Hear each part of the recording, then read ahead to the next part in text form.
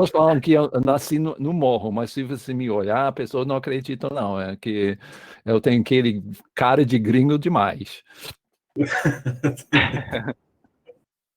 Não, pessoas ficam assustadas, porque quando eu falo para brasileiro que eu cantei no sambódromo, eles me olham como esse cara não sabe nem o que ele está falando. Sim, foi o que eu pensei. Quando ele veio falar pra mim que ele É, cantava no exato. sambódromo, eu falei assim, tá tirando com a minha cara, né?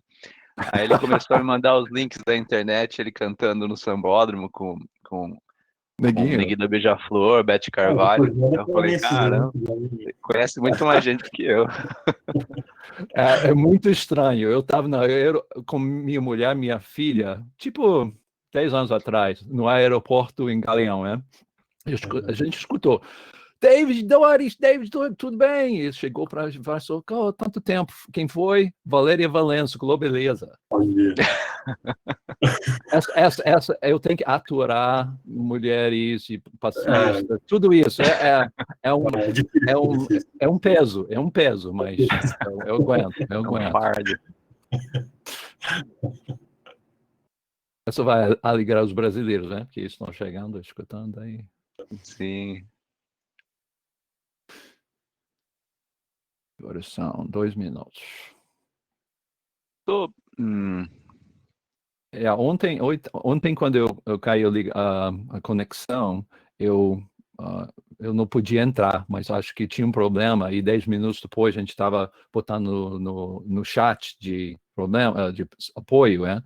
E finalmente deixou eu entrar de novo. Mas eu acho que tinha um problema quando você saía, eles tinham tipo uma porta fechada, entendeu? Você entra, se você sair, você não entra de novo. Mas acho que agora eles consertaram essa porta. Ou você consegue me fazer como apresentador? Eu não sei como é que... Eu não lembro. Sim, é. Porque eu entrei como guest.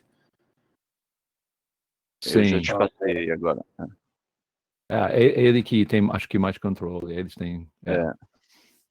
Agora você já é o apresentador, Arthur. Eu acho que para apresentar... Deixa eu ver. Já tem aqui, né? Roxy, blá, blá, blá. Eu já subi. Tá.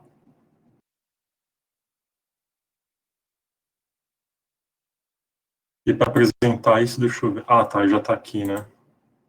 Eu botei. Beleza. E vocês estão vendo a apresentação? Então, estamos. Uhum. Sim. É pequena agora, porque é no início, mas o que a gente vê como apresentador é diferente. Exatamente. Ok, vamos começar? Podemos? A gente vai começar com o horário americano ou brasileiro? Americano. Ok, gente. Bom dia para todo mundo. Meu nome é David, eu trabalho no grupo de HPCC. Eu tenho que falar em português. HPCC. No grupo de arquitetura, eu trabalho na área de linguagem natural e também o ECL, IDE. Então, hoje a gente vai continuar a nossa palestra, o workshop, que eu acho que a palavra em português é workshop, ou mercadinho de trabalho, que eu gosto de falar sendo americano, inventei essa palavra. Mas hoje a gente vai continuar, vai ser o segundo dia, em vez de 3 horas juntos, a gente está fazendo 1 hora por dia. E hoje a gente vai começar com o Arthur, que vai falar sobre SL para 10 minutos, depois vai passar para o Hugo. E se você tiver perguntas, só bota no chat e eles vão ficar vigiando e vão parar de vez em quando para ver se tiver algumas dúvidas. Sendo um workshop, é um pouquinho diferente do que um discurso, mas bem-vindo a todos. Eu vou passar o workshop, o mercadinho de trabalho para Arthur. Valeu, David. Eu vou dar um full screen aqui para eu acompanhar.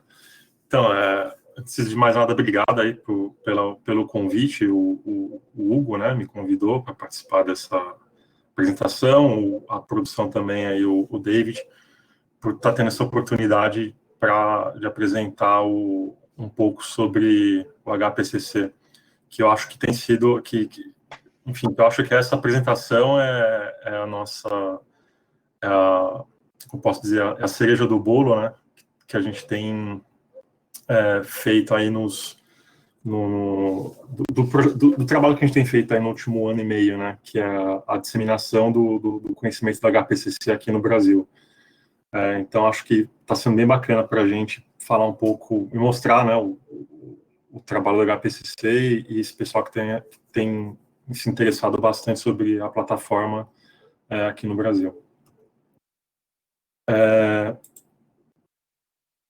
Então, a ideia hoje é falar um pouco sobre a Roxy, né? Então, a gente vai entrar aí no reinado da Roxy hoje. Eu devo falar um pouco sobre esses dois tópicos que estão aparecendo aí na agenda, que é a arquitetura e a terminologia da Roxy, e um pouco sobre o funcionamento dela.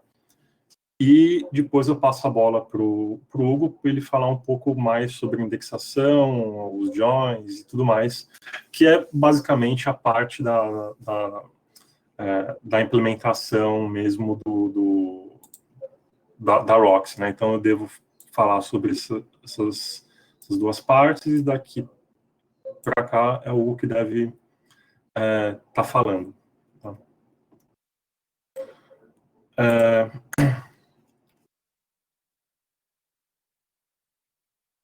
Bom, eu tenho uma forma de abordar a Roxy que porque o que acontece, né? A Roxy ela faz parte do HPCC, né? Então ela está integrada ao HPCC, o Cluster Roxy, e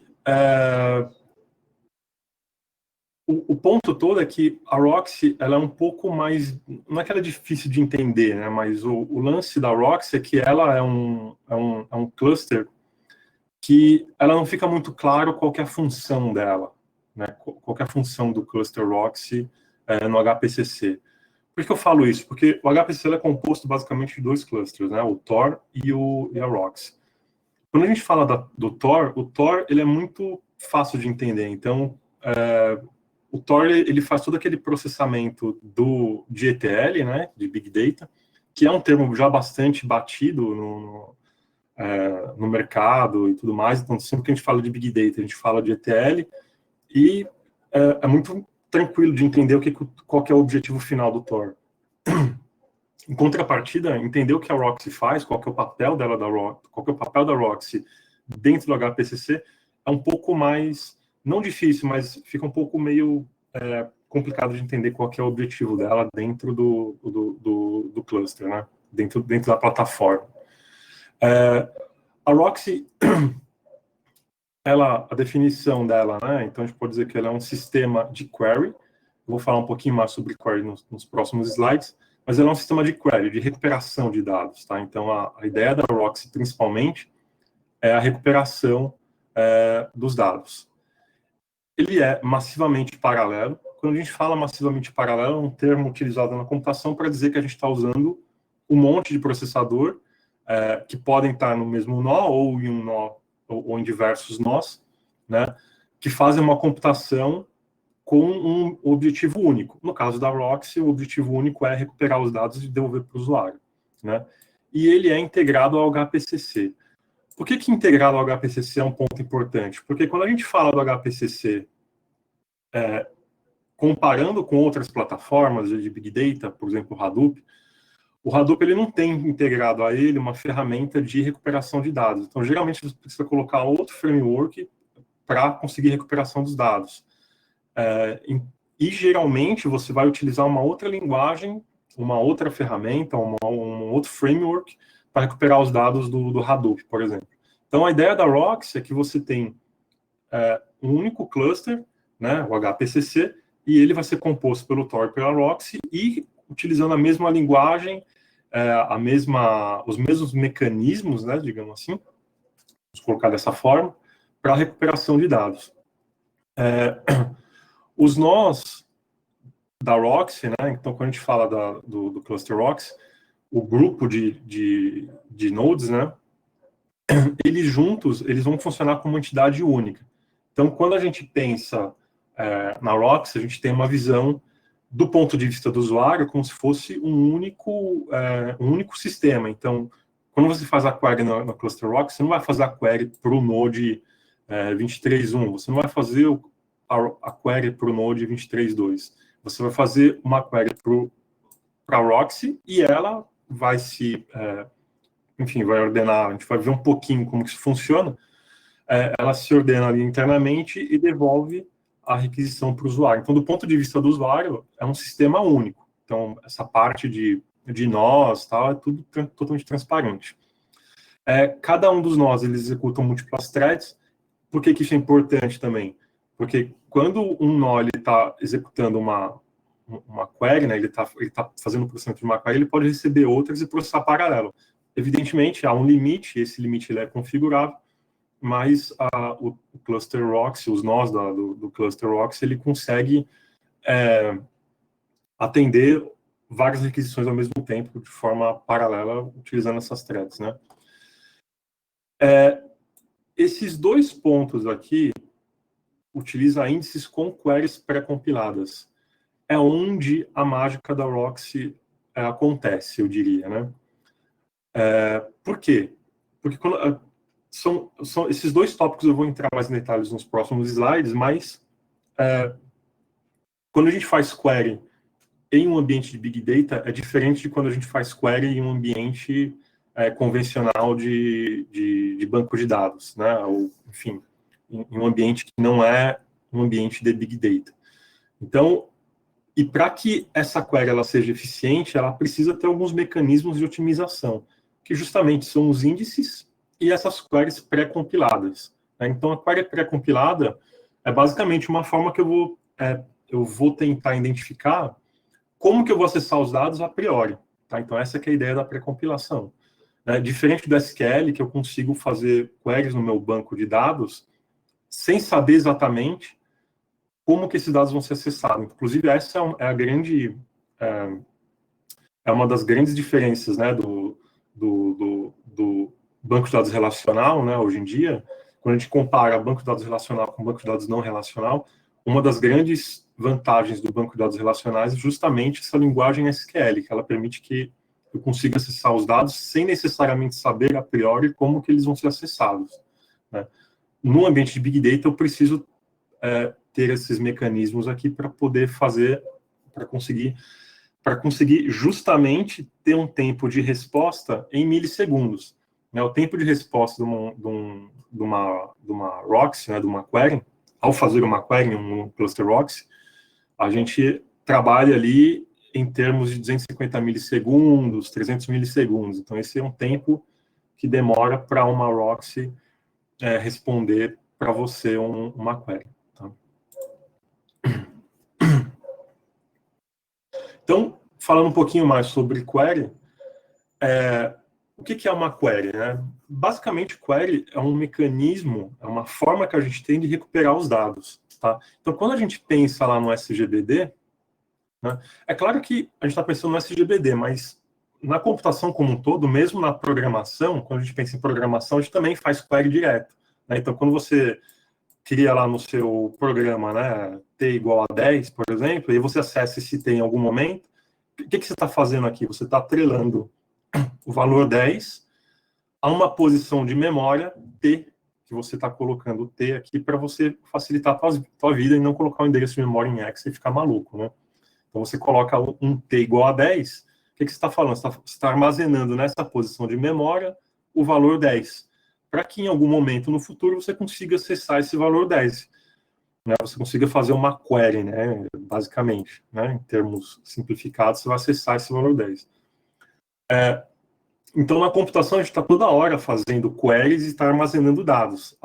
A diferença é que, em alguns momentos, a gente está fazendo isso em memória, que é o caso do seu programa, aqui, esse exemplo que eu dei. Em alguns momentos, você está fazendo isso em um SGBD, em um banco de dados, que você vai armazenar os dados de forma permanente, né? De forma durável, termo técnico, né? E você precisa, evidentemente, conseguir recuperar esses dados, porque não adianta nada você armazenar alguma coisa, né, e não conseguir recuperar. Eu até brinco que em uma empresa antiga que eu trabalhava tinha equipe de backup, só que não tinha equipe de restore, né? Então, quer dizer, se você tem o backup e não tem o restore, não adianta de nada você ter o backup. Então, são dois termos, né? Então, que você precisa armazenar, mas se você não consegue armazenar, se você consegue armazenar, mas não consegue recuperar esses dados, você tem um problema. E query é basicamente uma forma que você tem de recuperar esses dados, né? Então, quando a gente pensa lá no SGBD, a gente tem uma linguagem chamada SQL, Structured Query Language, que permite que eu faça queries nos meus dados e queries elaboradas, né? Em que você coloca, por exemplo, enfim, termos lógicos, né? Você coloca lá uma lógica, você consegue fazer joins, e obviamente isso aqui pode escalar para coisas bem complexas, né? Tudo isso ok, então acho que eu não estou falando nenhuma novidade para vocês aqui, só que quando a gente começa a falar em termos de Big Data, as queries em Big Data, elas começam a ficar mais complexas. Primeira razão da complexidade é que a gente está falando de uma quantidade enorme de dados, né? A gente está falando aí de dados que de uma digamos assim, de uma outra razão, né? Uma quantidade de dados que um banco de dados tradicional não consegue lidar, né? E quando a gente fala nessa quantidade de dados, geralmente esses dados eles não estão em um único nó, né? Eles geralmente, quando a gente fala em banco de dados de Big Data, né? Quando a gente fala em Big Data, a gente está falando em uma quantidade grande de dados, e esses dados eles não estão em um único nó, eles não estão em um único lugar, geralmente eles estão distribuídos. Isso tanto no HPCC, quanto em outras plataformas de Big Data. Por exemplo, o Hadoop, para quem está familiarizado mais com o Hadoop, tem lá o HDFS, e sabe que o HDFS, ele por debaixo dos panos, ele distribui os dados entre os nós para que você consiga acessá-los lá em algum momento. E quando a gente fala de Big Data, né, particularmente da ROX, para você acessar esses dados, geralmente você vai ter que acessar esses dados não de um único lugar, você vai precisar acessar esses dados de vários lugares, né? E existem algumas formas de otimização para você acessar esses dados em Big Data, né? Uma delas é justamente a criação de índice, e outra forma, né, que é você definir como que você vai acessar esses dados a priori. Então, por que isso é importante? Porque, geralmente, quando a gente está falando de Big Data, você precisa definir como que você vai acessar esses dados no seu ambiente, para que você consiga já pré-calcular, para que você consiga já criar essas queries, já criar os índices, e você já deixar isso já em memória, e aí, na hora que você for acessar os dados, você consiga um tempo de resposta abaixo de 1 segundo, né, na casa dos milissegundos. Então, como eu estava dizendo, uma das estruturas importantes para entender melhor como a ROX funciona é o entendimento de como índices funcionam, né? Então, basicamente, quando a gente fala de índice, quem está acostumado aí a falar a trabalhar com banco de dados, a gente está falando de uma estrutura auxiliar, né, dos dados. Então, geralmente, quando a gente fala de índice, a gente não está falando dos dados efetivamente do dataset, a gente está falando de uma estrutura de dados auxiliares que ela é criada baseando-se no dataset original. Por que ela é interessante? Porque quando a gente fala de um índice, né, a gente está falando de uma estrutura de dados no formato de árvore, né, uma B-tree no caso, em que você vai ter o tempo de busca, de inserção, de remoção de O log de N. Né, para quem está acostumado com os termos de ciência da computação, o que isso quer dizer, né, basicamente, log de N? Quer dizer que para cada vez que eu olho para minha árvore e eu tomo uma decisão, eu elimino metade da árvore. Então, nesse caso aqui, vamos supor que eu estou buscando o 2004. Né, eu quero buscar o número 2004, o ano 2004. Então, logo de cara, eu vou olhar e falar assim, bom, onde que está o 2004? Ele é menor que 2006? Ele está entre 2006 e 2013? Ou ele é maior do que 2013? Então, 2004 eu sei que era menor que 2006, então eu sei que está para cá. Né? Então, o meu valor 2004 ele está em algum lugar aqui da minha árvore. Então, eu já elimino, eu já não preciso mais olhar para esse lado da árvore. Então, eu elimino metade da árvore aqui. No caso, a B-tree, né, nesse caso, como eu tenho 3 branches aqui, eu estou eliminando 2/3 da árvore. Então, esse O log de N da B-tree, nesse caso aqui, a gente está falando no pior caso, né? Então, a gente vai eliminar, no pior caso, metade da árvore. Aqui, nesse caso, eu estou eliminando 2/3 da árvore, né? Então, eu sei que o meu 2004 está desse lado aqui. E aí, quando eu venho para cá, preciso perguntar, tá, onde que está o meu 2004? Está para cá. Então, eu já eliminei essa parte da árvore aqui. O 2004, ele está entre 2003 e 2005. Então, beleza, achei o 2004 que eu queria. Então, o que vocês podem observar aqui? Que para cada decisão que eu tomo na minha árvore, eu elimino metade dela. Então, isso torna a busca dos dados, a inserção e a remoção muito rápido. Né? Diferente de quando você tem lá os dados de forma como se fosse numa tabela, né? Você precisa buscar um por um, né? Você precisa buscar a tabela inteira até você encontrar o dado. No pior caso, você vai ter que buscar na tabela inteira, né? Um outro ponto importante a respeito dos índices, né? Desse formato B-tree, é que é um mecanismo, ele é uma estrutura de dados de uso geral, né? Então, assim, ela é fácil de armazenar em disco. Então, quando eu preciso ler essa B-tree do meu disco e colocar em memória, é um processo fácil de se fazer. Né? Tanto que, às vezes, eu até pergunto, quando a gente tem estagiário novo, né? Eu pergunto por que a gente não utiliza hash table, né? Porque quem está familiarizado com hash aí sabe que o tempo de acesso de hash é O de 1, né? Então, basicamente, eu nesse caso aqui, né, O de 1, quando eu digo eu quero descobrir onde está o 2004, eu já iria direto, né, para o 2004, não precisaria ficar tomando essas decisões. O problema do hash é que ele é uma estrutura de dados otimizada para a memória e ela não consegue lidar muito bem com inequalidades, né? Então, imagina que eu não quero descobrir o 2004, eu quero descobrir tudo que está entre 2002 e 2007. Fazer isso utilizando hash tables é difícil, né? Não daria para fazer isso de uma forma simples, né? Então, quando a gente fala de índices, a gente está falando dessa estrutura de dados aqui, que ela facilita tanto a busca, a inserção e a remoção de dados dela. Então, isso é um dos mecanismos utilizados pela Roxy para encontrar os dados para a realização de queries, né? Um outro tipo de dado que o Hugo vai entrar mais em detalhes é o índice com payload. Então, o índice com payload, basicamente, a gente vai ter, que nem nessa tabela aqui, nesse índice, a gente está indexando o ano, né? Então, está indexando aqui, nesse caso aqui, a gente está falando o ano é uma tabela que eu criei como exemplo, que fala o ano que a pessoa foi contratada, né? Então, o ano que a pessoa foi contratada, o primeiro nome dela e o sobrenome dela. Então, veja que o índice ele foi criado em cima do ano, né? Então, foi criado em cima do ano de contratação. Só que quando eu fizer a minha query, eu quero que apareça para o meu usuário o nome dessas pessoas que foram contratadas, por exemplo, no ano de 2004.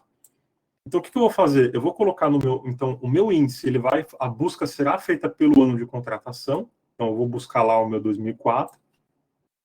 E quando eu chegar aqui em 2004, eu vou ter aqui como payload, né, o nome da pessoa e o sobrenome dela. Tá? Então, aqui eu vou ter um nome e um sobrenome também, nesse 2004. Por que isso... alguns pontos importantes. Né? Então, perceba que não é um campo que é indexado, então o payload ele não é indexado. Pode ser, né, mas a gente não vai entrar nesse detalhe, mas ele pode ser um segundo índice, mas em geral ele não é. E esses campos, eles também podem ser computados, tá? Então, uma outra coisa interessante do Roxy é que esse campo de payload, ele pode ser um campo computado. Então, sei lá, ao invés, na minha tabela original, eu vou ter só o nome e o sobrenome. Mas vamos supor que eu quero ter aqui alguma coisa já com o nome da pessoa, o campo nome, que já vai ter o nome e o sobrenome junto, ou, sei lá, sobrenome vírgula nome. Então, eu posso, no momento da criação do meu índice, adicionar esses campos, deixar dessa forma. Tá? Então, isso que é um campo com payload. Basicamente, eu vou colocar alguns dados adicionais no meu índice, sendo que esses dados adicionais, eles não fazem parte do meu índice, eles não são indexados, né?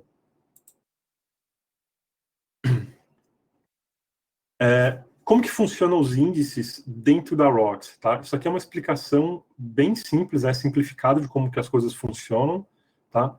Então, como a gente falou, o índice, o cluster ROX, né, ele é um ambiente com vários nós, então ele é um cluster, então vou ter nó 1, nó 2, nó 3 e vários nós. E esses índices, esses nós, perdão, eles vão ter dentro deles parte dos índices, né? Então, cada um desses nós aqui, eu vou ter uma parte do índice. Geralmente, o que acontece? O índice ele é quebrado na quantidade de nós. Então, se eu tenho 3 nós no meu cluster ROX, o meu índice ele vai ser quebrado em 3 partes. E cada parte desse índice vai ser jogado, vai ser colocado em um desses nós. O meu usuário, por exemplo, ele vai fazer uma query. Eu quero os funcionários cuja data de início é menor que 2005. Essa query, ela vai para um dos nós. Qual nó? Isso é independente. Isso quem vai definir lá os outros daemons do meu ROX. Mas essa query ela vai cair em um dos nós. Esse nó, ele vai falar assim, olha, ele vai olhar lá uma estrutura de dados que é chamada de meta-index, né, que vai ter dizendo, olha, onde cada parte do índice está. Então, nesse meta-índice, ele vai estar falando, ó, a primeira parte do índice está no nó 1, a segunda parte do índice está no nó 2 e a terceira parte do índice está no nó 3. Então, esse nó, ele vai falar assim, tá, então ele quer saber todo mundo que é menor do que 2005. Então, ele vai falar assim, tá, eu tenho uma parte da informação, né, menor que 2005, então eu tenho parte da informação aqui. Ele vai saber que o nó 2 não tem essa informação, aliás, ele tem, né, parte da informação, perdão. Ele vai ter aqui, ó, o 2004, e ele também vai buscar aqui parte da informação, 2012 não, ele vai buscar aqui parte da informação desses dois caras aqui. Então, o nó 2 vai enviar de volta para ele esses caras, o nó 1, quando ele receber de volta esses dados, ele vai agregar essas informações e vai devolver para o usuário essa informação. Então, olha só, os funcionários com data de início menor do que 2005 são esses caras aqui que eu recebi. Então, isso é só uma ilustração de como que funciona a ROX, como que ela utiliza os índices para recuperar essas informações, tá? Como que ela utiliza esses índices para devolver para o usuário final as informações que está sendo perguntada, né? Como está sendo feita essa query. Bom, para entender melhor como que a ROX faz essa pergunta para os outros nós, a gente precisa entender um pouquinho os processos que rodam em cada um desses nós. Então, a gente vai ter um processo servidor. Então, cada um dos nós ROX, eles vai ter um processo servidor. Então, esse processo servidor, esse daemon, né, usando os termos aí do Unix, ele recebe as queries do usuário, ele avalia quais foram os dados de entrada. Então, nesse caso que eu tinha passado, 2005, ela fala assim, tá, ele está dando como entrada ano menor do que 2005. Esse processo servidor, ele vai identificar quais nós dentro do cluster têm os dados que eu preciso para responder para o meu usuário e vai mandar uma pergunta para esses nós. Quando eu receber a resposta de volta, ele vai agregar esses dados que foram recuperados dos outros nós. Ele pode ou não fazer um pré-processamento. Então, imagina que eu recebi os dados dos meus nós e eu preciso, sei lá, fazer uma somatória, contar a quantidade de funcionários que foram contratados antes de 2005. Então, eu vou receber essas informações e posso, sei lá, fazer um pré-processamento em cima desses dados. E, por fim, eu vou retornar para o usuário final quem fez a pergunta. Então, o processo servidor, ele é basicamente responsável por essas tarefas aqui. Junto com o processo servidor, eu tenho o processo agente, o agent process lá da ROX, que basicamente eles vão ficar escutando por requisições de outros nós. São eles que vão receber as requisições dos outros nós. Então, imagina que eu recebi uma query a query foi feita no nó 1 e o nó 2 tem parte da informação. Então, esse processo agente, ele é responsável por receber essa requisição e devolver os dados para esse nó que fez a requisição. Geralmente, as requisições são feitas por multicasting, né? Então, essa requisição ela é feita em multicasting do cluster, e os nós que têm essa resposta, eles devolvem para o node que estava perguntando. Uma outra coisa importante é que os nós, eles têm redundância, então, quando geralmente a parte do índice, ele vai ter redundância. Então, parte do índice que está no nó 2, ele também pode estar no nó 4 ou no nó 5. Então, geralmente, você tem uma redundância de pelo menos mais um da informação. Então, se o nó 2, por alguma razão, ele não conseguir responder a essa informação, o nó 4 ou nó 6, onde está a redundância, pode responder por ele. Tá? Esse processo agente, ele é responsável também por entrar nesse acordo, tá? Porque imagina que você não pode ter a resposta de dois nós a respeito de uma única query, né? Então, geralmente, esse processo agente, ele também é responsável por entrar no acordo e falar assim, eu que estou respondendo para essa requisição.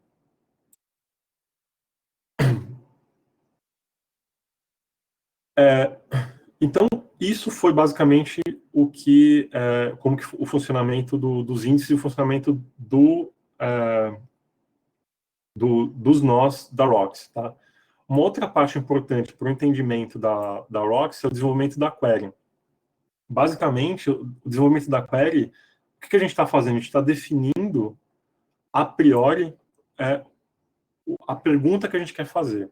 Então, um exemplo, né? Então, eu quero saber todos os funcionários que entraram numa empresa antes de uma determinada data.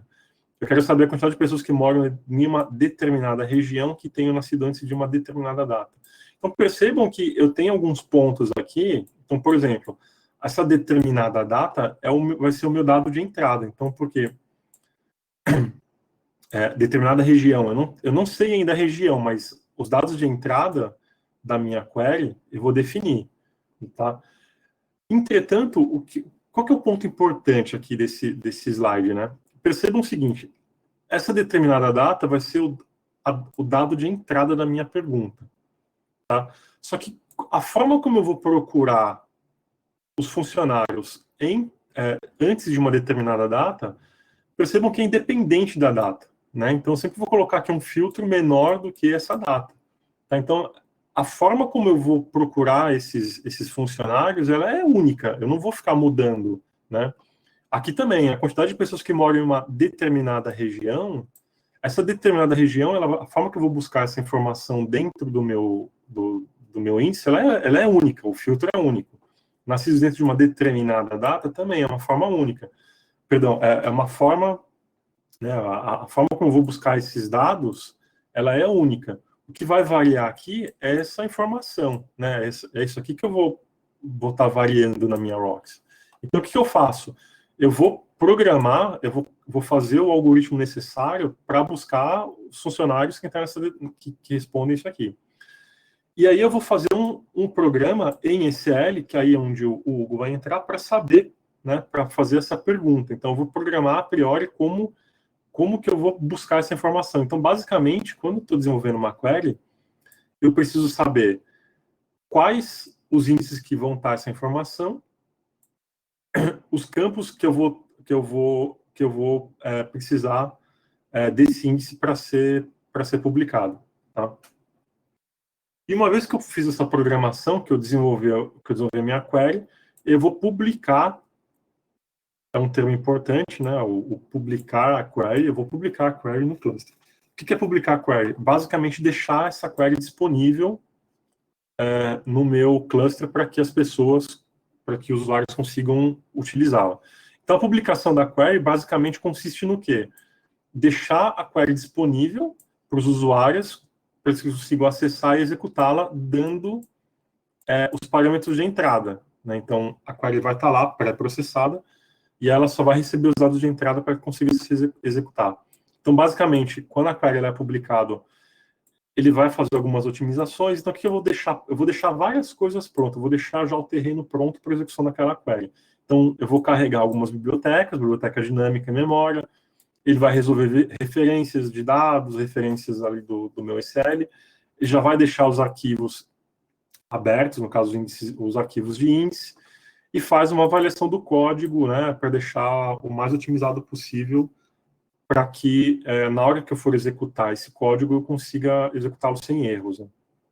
Então, eu faço basicamente, né, uma quantidade de passos ali para deixar essa minha query já pré-carregada, já pré-pronta para execução. Quando você publica uma query, lá no Cluster Rocks vai aparecer dessa forma. Eu coloquei propositalmente aqui essas rocks aqui com algum problema. Então, geralmente, se algum desses passos anteriores que eu comentei tiver dado erro, então, por exemplo, ele não achou o índice, ou o código está com algum erro, por alguma razão, ele não conseguiu identificar, sei lá, alguma informação, ou a sintaxe está errada de alguma forma, ele vai criar a Roxy e vai colocar esse sinal de exclamação dizendo que essa Roxy está com algum problema, e aí você precisa identificar qual que é o problema. Tem forma de fazer isso. Quando a Roxy é publicada com sucesso, ela fica com esse sinal de verde aqui, indicando que a Roxy está pronta para execução. Tá? Então, isso aqui é uma Roxy aqui que o Hugo fez, e ela está disponível para execução.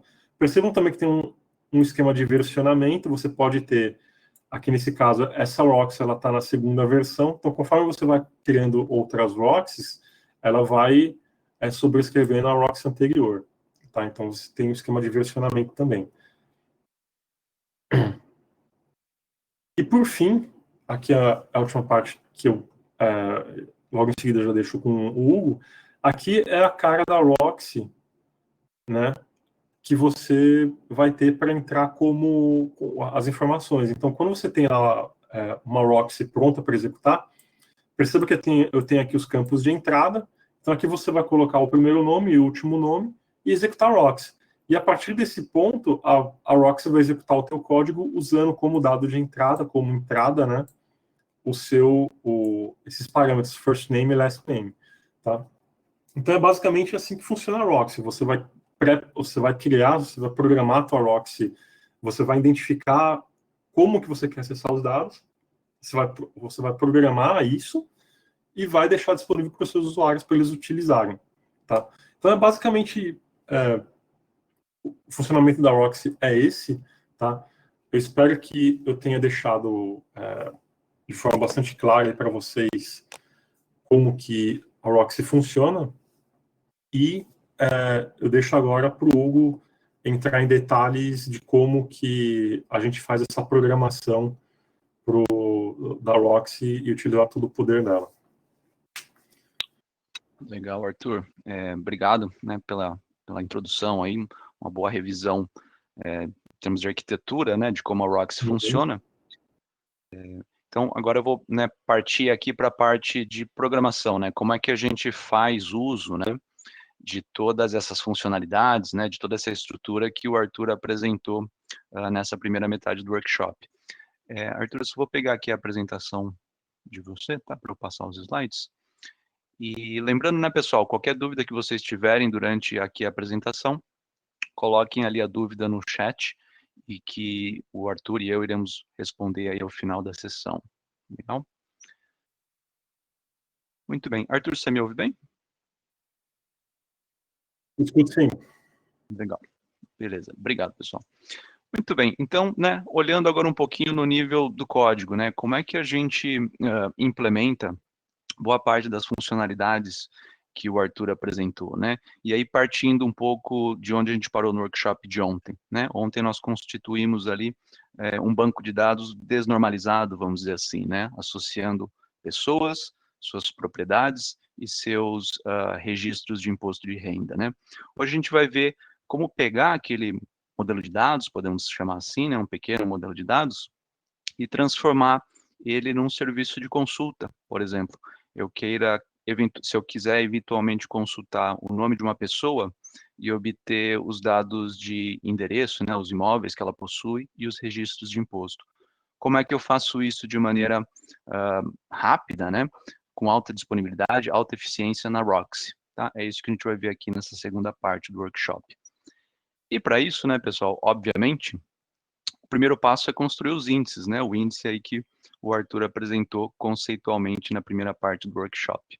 E a gente vai começar com índices payload, né? Índices que têm aí campos, além dos campos de busca, campos também com informação a ser usada na minha consulta, né? Um campo aí que eu carrego do dataset, legal? E como é que a gente vai fazer isso? Fundamentalmente 2 passos, olha só. Como boa parte, né, das estruturas que nós trabalhamos em ECL, primeiro de tudo eu preciso definir, né, o que o meu índice vai ser, né? Quais campos vão estar inseridos nesse índice para serem, né, configurados como campos de busca ou eventualmente campos payload. E no segundo momento, construir esse índice por meio de uma ação, né? Lembrando que a definição não faz nada até eu, de fato, gerar uma ação sobre ela. Muito bem, pessoal. Como é que a gente define um índice em ECL, tá? Vamos dar uma olhadinha aqui. Declaração index, tá? Até agora acho que a gente não tinha visto isso em código ECL. Aqueles que eventualmente estão aqui oriundos, né, do curso de difusão da USP nos meses anteriores, talvez já tenham visto, né, no finalzinho do curso ali comigo, mas a declaração índice é o que define um índice em ECL, né? E quais são os parâmetros que eu preciso passar para esse índice? Fundamentalmente, pessoal, o meu dataset base, ou seja, o dataset que eu quero indexar. Muito importante, né, os campos de busca que eu quero, né, utilizar nesse índice, ou seja, nem sempre eu vou querer fazer busca por todos os campos do meu dataset, né? Eventualmente estou interessado em um subgrupo de campos para serem usados como campo de busca. E é esses que eu passo como segundo parâmetro do índice, né? Depois disso, eu posso passar os campos que eu vou trazer como carga, como payload, ou seja, eu não vou fazer buscas diretas, né, filtros em cima deles, mas eu vou recuperar a informação para que eu não precise ir até o dataset base recuperar essa informação. E aqui você já deve estar pensando um pouquinho no ganho de eficiência que isso vai nos trazer mais adiante.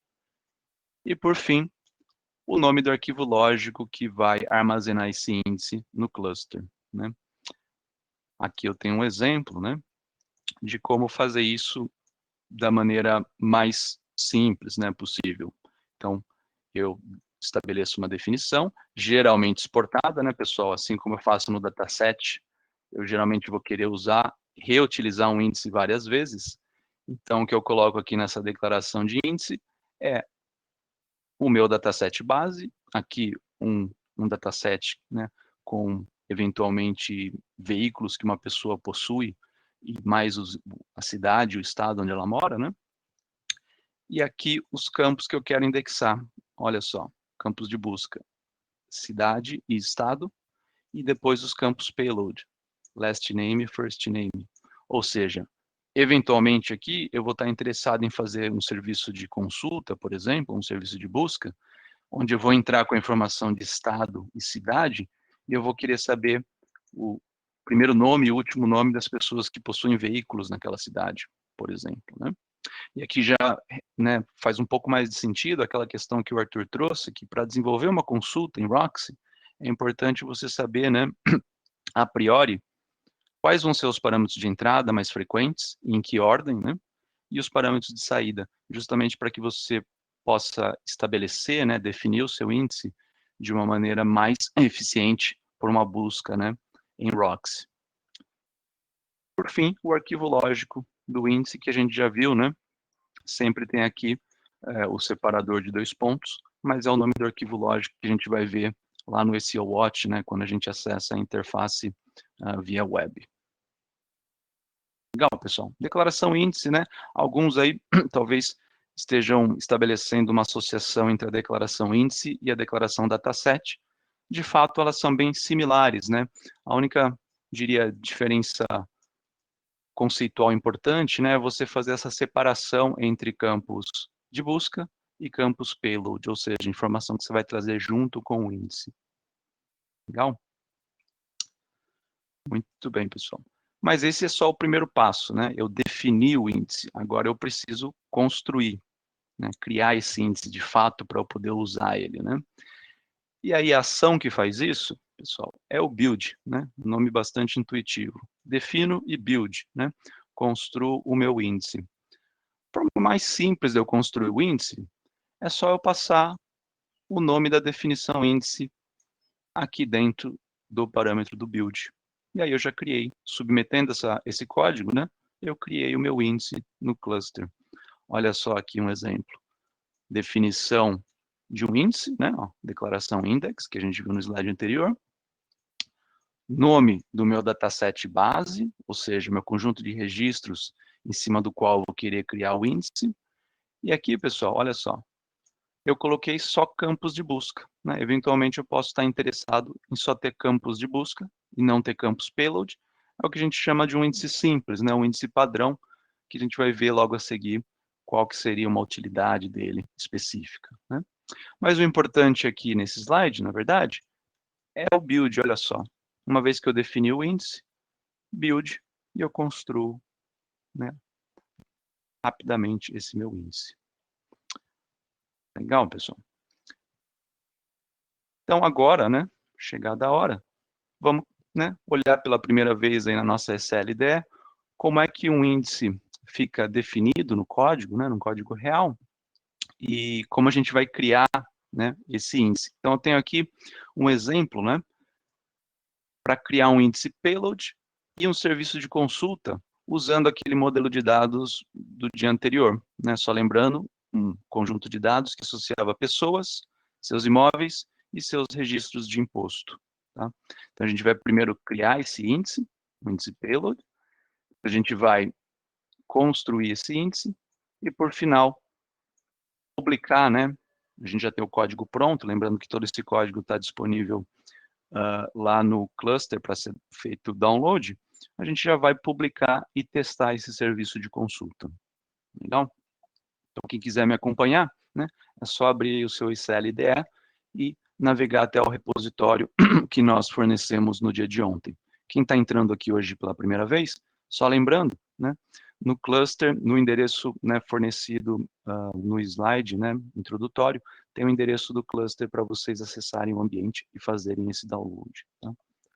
Vou, inclusive, colocar aqui no chat novamente para aqueles que se juntaram a nós depois do início. Chat. Legal, então, vou compartilhar agora a minha tela. E a gente vai olhar aqui na SLDE como é que esses elementos estão organizados. Arthur, você consegue ver minha tela já? Estou conseguindo agora. Legal. Estou vendo, valeu. Muito bem, pessoal. Obrigado. Então, olha só, se vocês vierem aqui no diretório Roxy, né, que a gente estabeleceu no nosso repositório, lembrando aqui que todo esse material está fornecido nesse workshop. Se a gente entrar hoje aqui no diretório Roxy, né, que é o conteúdo da hora 2, né, da hora atual, eu peço que vocês abram aqui o arquivo idx.sl, né, é ele que contém as definições dos índices que nós vamos usar no material de hoje. E quando você abrir esse código, né, na sua SLDE, você vai ver aqui um módulo, né, um módulo que contém alguns índices, né, porque os exercícios de hoje, que eu vou deixar para vocês também como desafio, usam alguns desses índices. Aqui nesse nosso primeiro exemplo, a gente vai usar esse índice aqui, pessoal, o Base IDX, tá? O que o Base IDX faz? Olha só, ele vai pegar o conjunto de registros de pessoas que nós construímos ontem, né? Só renomeei ele aqui para ficar um código um pouco mais sucinto, mas olha só, é o file people-all de ontem, né? Todo já aninhadinho, como a gente viu. Como campos de busca, eu estou passando last name e first name, ou seja, eu vou querer consultar pessoas, né, naquele conjunto de registros a partir do último nome e do primeiro nome.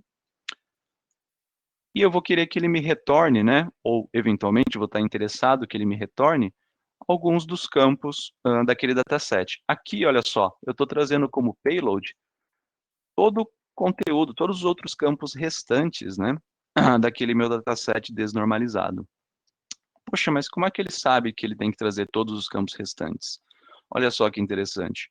O compilador, quando ele vê que você passou como dataset base, né, o file people all, e dele você extraiu 2 campos para serem campos de busca, se você passar o nome dele novamente como campo payload, ele subtrai, né, do dataset total os campos que já foram utilizados no campo de busca. Só para você não precisar digitar, né, imagina que você tem aí 30, 40 campos no seu dataset, ele já traz para você automaticamente e você não precisa digitar manualmente, né?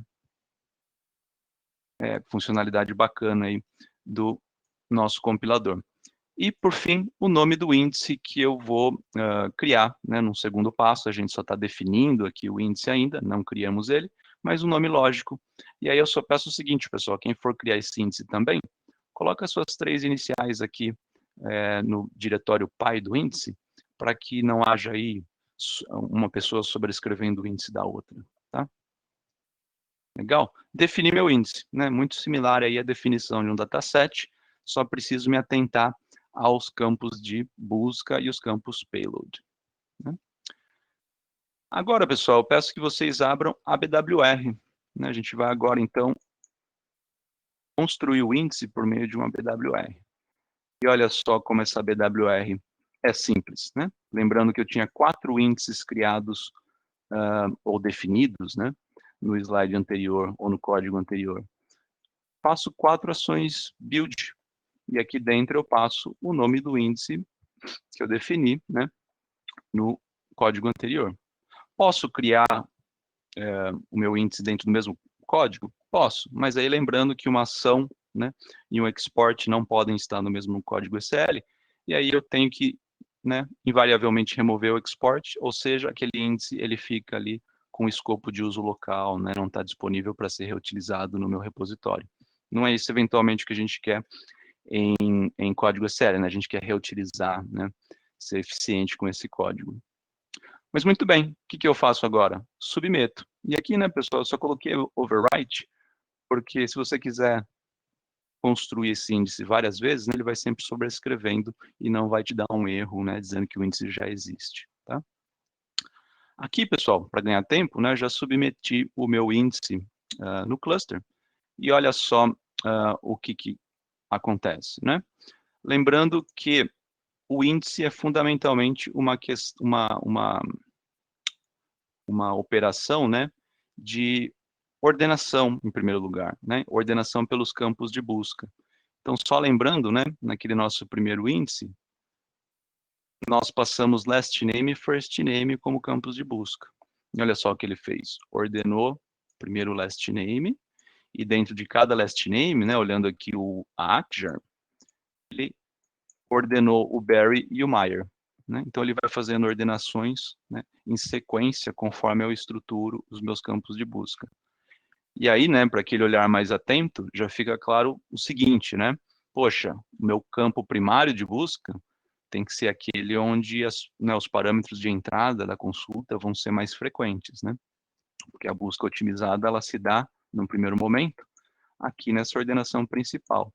Quando eu chego aqui no segundo nível, né, eu já tenho que olhar se a letra L, que no primeiro momento só existe, né, uma entrada em Alberg, por exemplo, se ela não está presente, por exemplo, aqui também, né, no all, tem outro L. Então, a busca pelo segundo campo, né, já fica não tão otimizada quanto a do primeiro campo. Então, só ter isso em mente, a importância de você saber, né, a finalidade da consulta para estabelecer os seus índices de forma adequada. E aí, olha só, todos os campos restantes foram trazidos como payload, tá? Eles não são campos de busca, pode ver que eles não estão ordenados, são só campos payload. Por quê? Agora, se eu quiser fazer uma busca pelo AL, KIM, né, eu posso usar uma busca indexada para chegar nesse registro, e a partir de agora recuperar todas as informações dele rapidamente. Elas vão estar todas já no índice, né? No arquivo de índice. Né, só para olhar um pouquinho melhor isso no ECL Watch, olha só, se você sair aqui do resultado da IDE e vier no ECL Watch, ele é um pouquinho mais amigável com a gente e já coloca até o izinho, né, ao lado dos campos que foram indexados. Olha só, last name, first name, e depois à direita, todos os campos payload, né, que nós alinhamos ontem. Ou seja, agora eu já consigo estabelecer uma consulta que vai olhar para o nome de uma pessoa, por exemplo, Nermin, né, e retornar para a gente as informações dos imóveis dele, né, as informações dos imóveis e dos seus registros de imposto de renda. Legal? Definir índice e construir índice é isso, pessoal, né, 2 passos.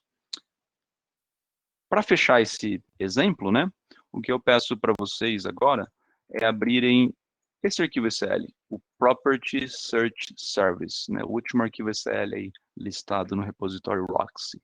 Por quê?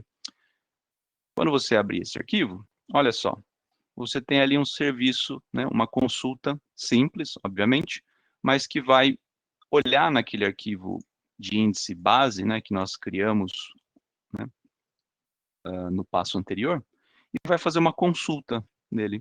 Como é que eu estruturo uma consulta em código ECL? Né? A maior parte dos casos, por meio de uma estrutura function. Né? Estrutura function, aquela que recebe parâmetros de entrada e retorna para a gente, né, algum conjunto de registros, por exemplo. E essa função, né, pessoal, é bem simples. Olha só o que ela faz. Ela pega esse meu índice, né, e ela fala o seguinte: se, né, ninguém passar nada no first name, ele for vazio, filtre o meu índice pelo campo last name igual ao campo last name passado. Se o first name não for vazio, filtre o meu índice pelo last name e depois pelo first name. E traga, né, a pessoa associada, ou a pessoa resultante, né, dessa consulta indexada, mais todos os campos payload, né, associadas a ela. Simples, né, pessoal? A maior parte das consultas podem ser feitas de maneira simples, usando agora filtros, né, no índice. E aí, como é que eu publico isso, né? O Arthur comentou ali da publicação, né? Como é que eu faço essa publicação em Roxy? Note que ainda a gente nem chegou no Roxy, né? Todo esse trabalho de construção do índice e definição ainda foi feito em Tor. Agora é chegada a hora de fato a gente publicar isso em Roxy. Olha só. Aqui em cima em Target, a gente vai mudar agora para Roxy. Né? Pela primeira vez aqui na história desse país, nós vamos mudar aqui e de fato chegar em Roxy. E agora, pessoal, basta eu vir aqui em Submit e compilar esse código. Né? Lembrando aqui que eu não vou submeter, eu vou pré-compilar essa consulta, publicar ela em Roxy, para que agora as pessoas que quiserem utilizá-la, né, insiram os parâmetros de entrada e ela retorne o resultado desejado. Né? Ao contrário de uma consulta Tor, onde eventualmente eu passo já os parâmetros no código. Né? A gente não quer isso. Não quer que eventualmente o usuário precise da IDE ou precise saber compilar e submeter um código ECL para fazer uma consulta, né? A gente quer que seja fácil, interface web, onde ele só coloca o parâmetro e clica um botão, né? E é isso que o serviço de publicação e a Roxy, né, em termos gerais, fez, né, ou vai fazer agora. Olha só, quando eu terminei de publicar a minha consulta, eu tenho aqui um sinalzinho, né, redondo, não mais o checkmark de execução, eu só compilei a minha consulta. E se eu clicar nela, né, e vier aqui em ECL Watch, posso tanto pela IDE como pelo browser mesmo, né? Olha só, tem um botão aqui de Publish, né, publicação. Quem estiver usando aí sistema operacional em português vai ver publicar mesmo, né? E aqui eu posso passar um nome, né, para a minha query, né, para o meu serviço aqui de consulta. Por exemplo, Community Day 2020 HW, né? E clico em Submit. Recebo aqui, ó, uma indicação verdinha de que minha consulta foi publicada em Roxy, né? A partir de agora, né, pessoal, a partir de agora é que de fato eu tenho, então, a minha consulta publicada em Roxy. E se eu for em ECL Watch, né, se eu for no ECL Watch agora, e clicar aqui no botão de Queries, né? Published Queries, eu vou ver aqui, então, a minha consulta publicada, né? Lembrando aqui, ó, CD 2020 HW, e aquela funcionalidade que o Arthur comentou, né? Ele vai apendando aqui um contador de versionamento dessa consulta. Conforme eu vou alterando ela e querendo publicar novamente, ele vai automaticamente adicionando versionamento, mas ele deixa uma só ativa, tá? E olha aqui, ó, o objeto, né? SEO ou a lib, né, pré-compilada que o Arthur comentou na primeira parte do workshop. Está ali prontinha para ser executada. A diferença é que agora eu posso inserir parâmetros de entrada para usar esse código pré-compilado, né? Como é que eu faço isso? Diferentes formas, pessoal. Eu posso clicar na consulta, vir aqui em Test Pages,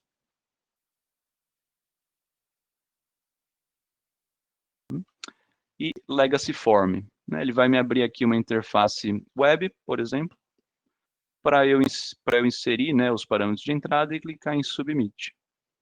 E aí, né, como a gente é fã da Petronic Spock, né, a gente submete aqui como last name Spock, rapidinho, só para ver uma consulta, né? E olha só, ele nos traz todo mundo que tem sobrenome Spock, né, 7 pessoas, e olha só à direita, todos os campos, né, associados a Petronic Spock, todos os dados de imposto de renda e de propriedade da Petrônica. Não só da Petrônica, né, na verdade, toda a família Spock, né? Pergunta, né, pessoal, quanto tempo eu levei aqui para fazer essa minha consulta, né? Lembrando que a gente está aqui com um conjunto de registros, né, de mais ou menos 280 mil pessoas, levando em consideração todos os campos apendados aqui, né, como payload para cada pessoa, né?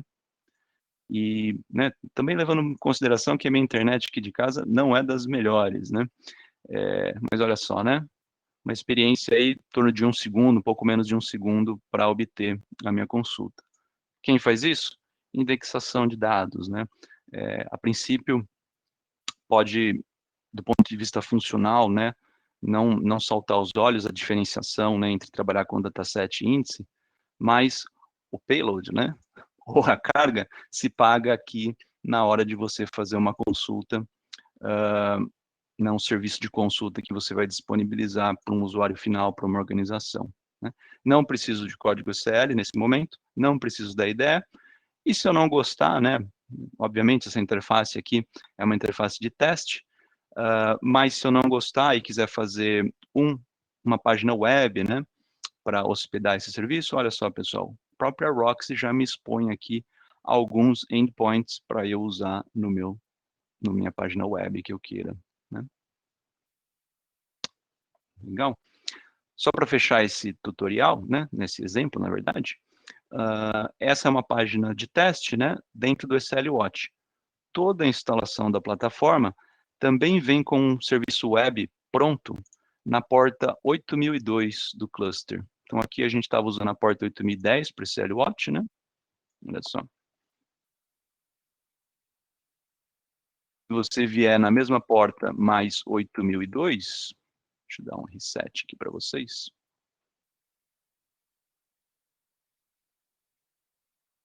Olha só, porta 8002.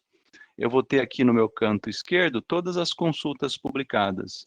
E aí, se eu clicar em uma dessas consultas, né, ele me abre aí a mesma interface web, né, que a gente viu por meio do SL Watch. Então, você pode até expor, eventualmente, aí a porta 8002 para um teste preliminar, né, via um site, um website que você queira criar para essa consulta.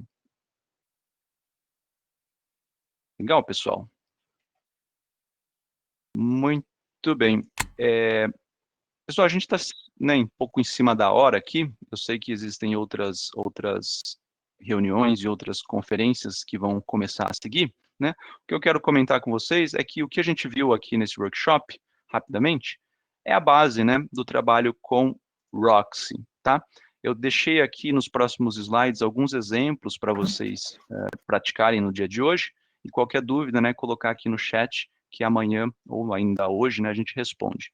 E para finalizar, Quem quiser saber um pouquinho mais sobre Roxy, né, quiser começar a otimizar trabalho com Roxy, lembrando que a gente tem um curso dedicado para Roxy, seja ele presencial, remoto ou online, tá, pessoal? Todas as informações sobre eles no nosso portal hpccsystems.com. Bacana? Obrigado, então, pela atenção. Devolvo para o nosso amigo David Hilster. Opa, tudo bem, ótimo, foi muito bom. Eu aprendo uma coisa toda vez, porque cada vez você vê uma coisa, mais uma coisa encaixa que você lembrou, mas não sabia. E Roxy é uma coisa muito polêmica, né? Porque muita gente conhece o lado de ESL, eles conhecem de como manipular os dados, limpar os dados, tudo isso. Mas no outro lado tem que ser usado. E Roxy é uma coisa fantástica, porque aqui nos Estados Unidos e no Brasil, eles têm milhares de pessoas batendo naquele banco de dados para pegar os dados que estão querendo e precisam muito rápido, que está no telefone, e eles perguntam, você já morou nesse lugar? Essas coisas têm que ser rapidíssimas, senão o cliente fica muito chateado e não é bom. Então, é muito importante, e foi com muita clareza, você, Arthur, apresentou tudo hoje, vocês estão de parabéns, realmente. Eu posso dizer que o lado português e brasileiro com SL, HPCC está em boas mãos, e as barbas estão ficando mais compridas. E Arthur, poxa, mas não tem. Você e eu estamos faltando, hein, cara? Cara, no meu, tem barba. Mas muito obrigado, gente, por ter vindo. Amanhã tem mais uma sessão, Amanhã, mais uma hora. Vale a pena vir para cá, porque realmente no idioma sua é uma coisa muito, entende muito mais, ok? Mas muito obrigado, curte o resto do dia, e o ano que vem eu espero que todo mundo pode pegar aquela viagem para os Estados Unidos, e a gente se vê cara a cara, tá bom? Muito obrigado de novo, Hugo, muito obrigado, Arthur, e vamos ver o resto do dia. Perfeito. David, só adicionando, né, que a gente continua aqui na sessão para responder dúvidas, né? Tem uma pergunta do Paulo, mas a gente continua. Sim, Arthur e Hugo vão ficar aqui mesmo, eu vou sair porque eu tenho que partir para outro lugar, mas se vocês tiverem qualquer dúvida, botem no chat, que eu aprendi a falar direito em português, né? Chat. Comunicador. Comunicador. Mas muito obrigado de novo, parabéns, e qualquer dúvida, esses caras conhecem bastante e estão aqui disponível de vocês. Muito obrigado, parabéns. Obrigado, David. Obrigado. Ok, pessoal, estou vendo aqui, né, algumas questões. Vamos dar uma olhadinha aqui no início. Acho que eu tinha visto pelo menos a do Paulo, logo no começo da sessão, né? Inclusive, acho que eu também te copiei aí, Arthur. Então, ele está perguntando aqui, né? Com a nova arquitetura em cloud, a computação paralela usada pelo HPCC agora ficará restrita aos nós virtuais dos servidores cloud? Se eu entendi corretamente a questão, Paulo, e corrija-me, né, pelo chat, pensando aqui na arquitetura que está sendo foco hoje, né, que é usar cloud via Kubernetes, sim, né, Arthur, porque acho que toda a computação ela vai ficar restrita no pod, né, no container que vai ser instanciado quando você submete a sua work unit. Então, o que a gente vai ter não são mais nós físicos esperando, né, a sua work unit, mas assim que o cluster em Kubernetes receber a sua work unit, ele instancia um pod com comprimentos ou com dimensões mínimas e máximas pré-configuradas, mas ele pode ser elástico o suficiente para se adequar à necessidade da sua work unit. E aí o processamento acontece dentro dos containers que estão naquele pod, né? E os dados, eles estão na nuvem também, porque de alguma forma os dados precisam ser enviados para lá para que enfim, para que a computação aconteça, né? Os dados eles precisam estar próximos dos processadores para que você não tenha problema de desempenho, né? Porque você não vai, assim, o ponto você não vai armazenar seus dados em um data center da empresa e os dados e os nós que vão fazer a computação estão na nuvem. Então você precisa, porque a sua comunicação vai ficar tem um delay muito grande e tal, enfim. Então, você precisa enviar os dados para a nuvem também. Então, tanto os dados quanto a computação vão estar na nuvem. Tá? A forma como isso vai acontecer, aí vai depender da configuração, né? Que nem eu estava comentando, tipo, vai trabalhar muito com Kubernetes nessa configuração nessa nova versão de nuvem, né? Do HPCC.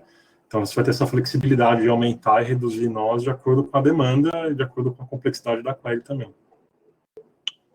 E só adicionando nessa questão de armazenamento, né? Na verdade, esse acho que é, na minha opinião, um grande desafio, né? Acho que o Arthur também comentou isso comigo ano passado, que toda o histórico e a tradição do HPCC é trabalhada em cima da localidade dos dados, ou seja, trazer a camada de processamento para próximo dos dados e não o oposto, que muitas vezes acontece no ambiente HPC, né? Eu levar os dados até um storage central para que eles sejam processados e depois eu devolvo eles. O HPCC sempre trabalhou no sentido oposto, né? De eu ter o dado local no disco do nó e eu fazer o processamento ali o máximo que eu puder. Em cloud, né, esse paradigma ele é bastante desafiado. E o esforço principal hoje, eu diria, talvez, no meu ponto de vista, tem sido no sentido de trazer o armazenamento, mesmo em nuvem, para mais próximo da camada de processamento. Então, hoje, por exemplo, já existem soluções de storage persistente na nuvem, justamente para que quando eu instancio o meu pod, né, os meus containers, eu tenho uma certa proximidade, uma estaticidade, não sei se esse termo existe em português, né, com relação à localização dos dados. Eu tenho um storage persistente, que quando eu instanciar um pod, ele sabe, né, que aquele é o storage persistente, é ali que vai estar o dado, então ele monta, né, um file system diretamente naquele storage persistente. Né? Então, é o que no momento se persegue em termos de cloud no HPCC. Legal, Paulo. Respondemos a sua questão. O que mais que tem aqui?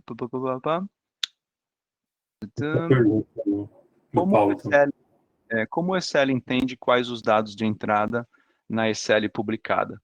Pelo que entendi, SL criada no Tor foi simplesmente compilada no Roxy sem nenhuma modificação no código. Eu poderia rever esse passo? É um olhar bem atento aí, Paulo, diria. Porque, do ponto de vista de uso final, né, posso até compartilhar aqui, talvez, a minha tela com vocês. Do ponto de vista de usuário final, vamos dizer assim, é interessante que essas coisas sejam, de fato, transparentes, né?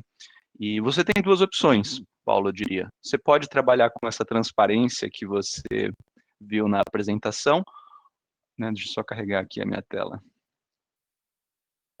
Está vendo sua tela, Hugo? Isso. Olha só.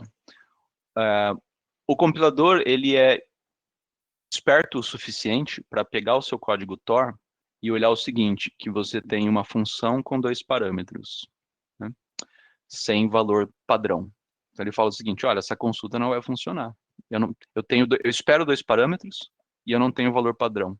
De alguma forma eu preciso receber um valor padrão. O que ele faz durante a compilação e a publicação? Ele adiciona um serviço chamado storage nas suas definições que representam os parâmetros dessa função. Deixa eu ver. Olha só, tem um exemplo aqui, ó. Ele faz isso por detrás dos panos. Ele pega cada parâmetro da sua função e adiciona esse serviço storage. Esse serviço storage é uma diretriz, né, um serviço que você passa no código e ele fala o seguinte, essa work unit ela vai ser compilada, mas você vai reservar um espaço em memória para receber um parâmetro de entrada. Então ele cria aquela interface, né, seja SOAP ou seja REST, para você fornecer os parâmetros na sua consulta. Então, quem faz aquela mágica é essa declaração storage. Por que num primeiro momento a gente não apresenta? Né? Porque é a forma mais simples de você fazer uma consulta. Ele cria por você. Ótimo. No nível um pouco mais avançado, se você precisar começar a customizar esses elementos, por exemplo, eu não quero que esse nome estranho, né, apareça na minha interface da consulta. Storage é o lugar onde você passaria um nome novo para aquele campo de entrada, né, que você vê na interface web. Eu quero organizar a sequência pelas quais as caixinhas, né, de entrada aparecem na minha interface. também posso colocar aqui um parâmetro de sequência, né? Ele vai olhando. Primeiro eu vou por essa, depois essa. Então, na verdade, o passo-chave, né, para você criar uma interface entre o seu código compilado e permitir a entrada de um parâmetro é o serviço storage, né? Se você não colocar, o compilador põe para você. Se você colocar, você pode eventualmente customizar aquela interface. Deixa eu só mostrar talvez a interface para ficar um pouco mais claro, né? Então aqui eu tinha house number, né?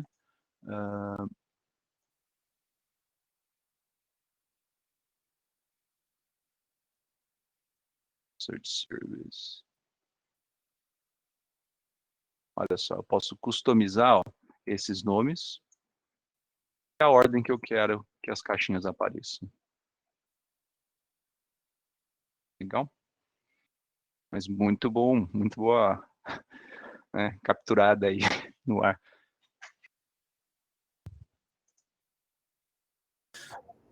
É algo que às vezes a gente só percebe quando está programando, né? A gente fala assim, como que entra? E assim, é um conteúdo, né, Paulo, se você estiver interessado, que justamente é coberto no curso Roxy mais avançado. Então, essas customizações, organização desses parâmetros, limitação de saída de resultado, atualização de consulta, porque olha só, a gente compilou com base num conjunto de dados atual. Se amanhã eu receber uma remessa nova, né, de dados de pessoas, como é que eu atualizo a minha consulta de maneira, né, a não ser disruptivo, né? Tudo isso a gente vê no curso mais avançado.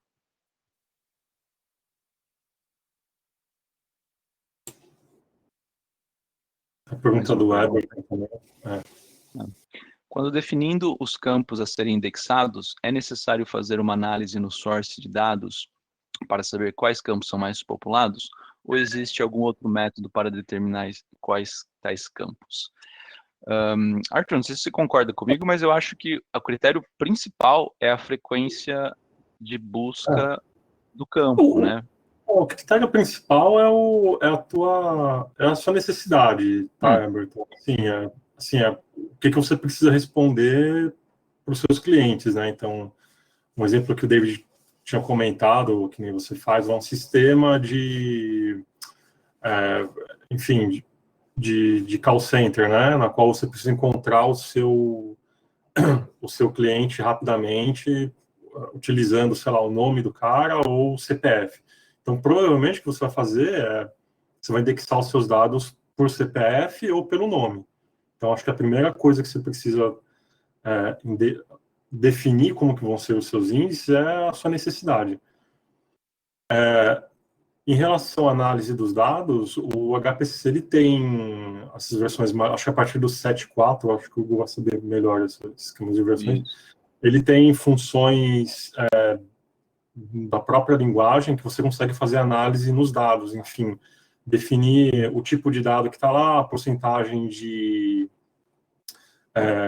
enfim, a porcentagem preenchimento do campo, popular, isso de preenchimento, o tipo, e ele inclusive, como o ECL é uma linguagem tipada, né, então você precisa colocar lá o tipo de dado que você vai colocar, ele inclusive te dá a tipagem ótima para aquele campo. Então, ele dá várias dicas. Eu acho que tem um curso disso também, né, a respeito dessas ferramentas. Eu acho que ela está mais na parte de machine learning, provavelmente, né?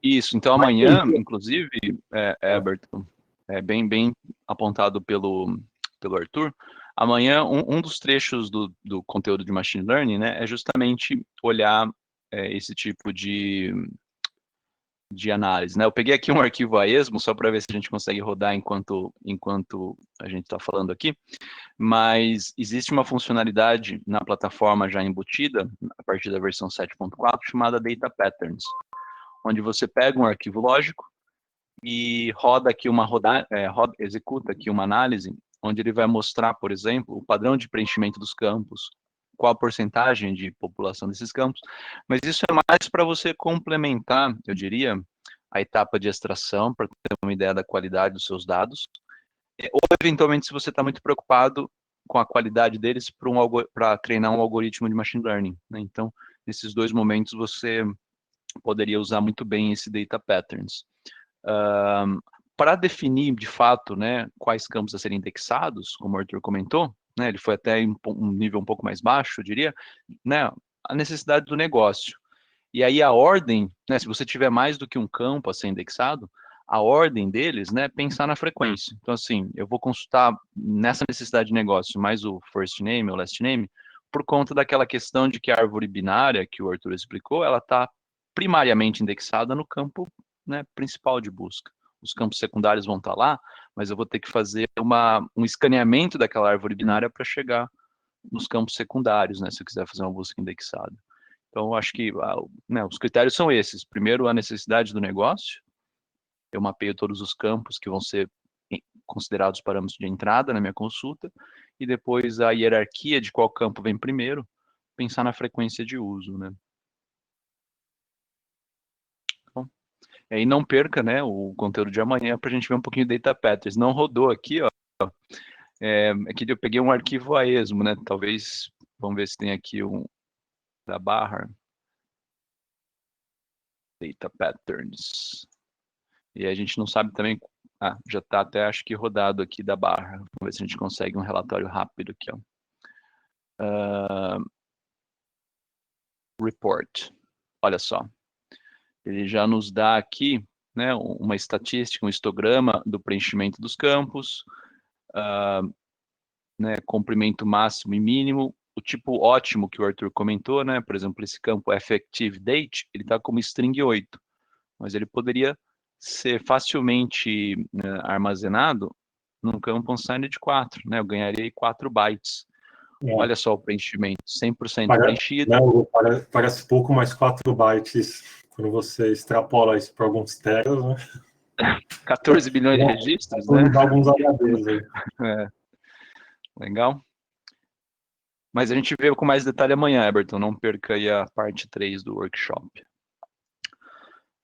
Legal, pessoal. Mais alguma dúvida?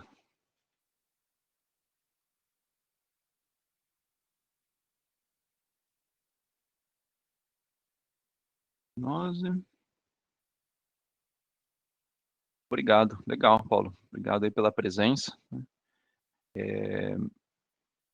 Então, acho que a gente pode encerrar por aqui, Arthur. Né? De novo, agradecer aí a participação de todos. Também tenho a agradecer ao Arthur aí pela excelente apresentação de arquitetura.